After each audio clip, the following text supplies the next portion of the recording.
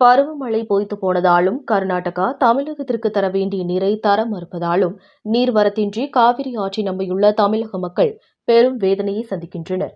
விவசாயத்திற்கு மட்டுமின்றி குடிநீருக்கு அல்லாடும் சூழல் ஏற்பட்டுள்ளது. மேட்டூர் நீர்மட்டம் 54 அடிக்கும் கீழே போனதால் மேட்டூர் அணை நீர்த்தேக்க பகுதி மணல் மேடாக காட்சியளிக்கிறது. மேட்டூர் அணைக்கான நீர்வரத்து 55 கன அடியாகவும் நீர் வெளியேற்றம் 1200 கன அடியாகவும் உள்ளது. மேட்டூர் அணையில் தற்போதைய நீர் இருப்பு சுமார் 20 டிஎம்சி தண்ணீர் மட்டுமே உள்ளது. இத்தகைய சூழ்நிலையில் கர்நாடக அணையில் இருந்து நீர் திறப்பு முழுமையாக நிறுத்தப்பட்டுள்ளது.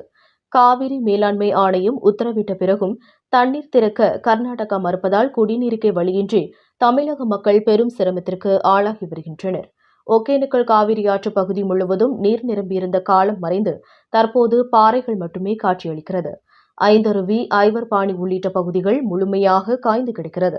தடுப்புகள் ஏற்படுத்தி அதன் மூலம் மெயின் அருவியில் மட்டும் சுற்றுலா பயணிகளை மகிழ்விப்பதற்காக சிறிய அளவில் நீர்வீழ்ச்சியில் நீர் ஊற்றுகிறது. இந்த அவல நிலை தொடரும் பட்சத்தில் அடுத்த 15 முதல் 20 நாட்களுக்குள் காவிரி ஆறு வரலாறு காணாத வறட்சியை எட்டும். ஒகேனக்கல் முழுமையாக காய்ந்து போகும் சூழல் ஏற்பட்டுள்ளது. வழக்கமாக ஒகேனக்கலுக்கு ஆயிரக்கணக்கில் வரும் சுற்றுலா பயணிகள் கோடை காலத்தில் லட்சக்கணக்கில் வருவது வழக்கம். வரும் சுற்றுலா பயணிகள் மசாஜ் செய்து கொண்டும் பரிசல் பயணம் மேற்கொண்டும் அருவிகளில் குளித்தும் மகிழ்வர்.